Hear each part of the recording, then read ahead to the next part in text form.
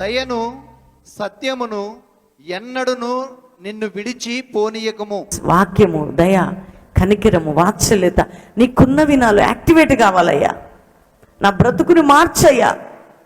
నా అద్భుతాల కంటే, సూచ్యక్రియల కంటే, స్వస్థతల కంటే, నా బంధకాల కంటే నా బ్రతుకు మారాలని చెప్పండి.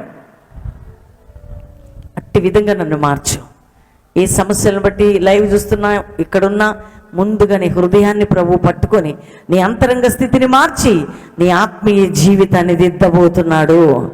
కాబట్టి ఈరోజు అందరు కూడా నేను ప్రార్థన చేయబోతున్నాను.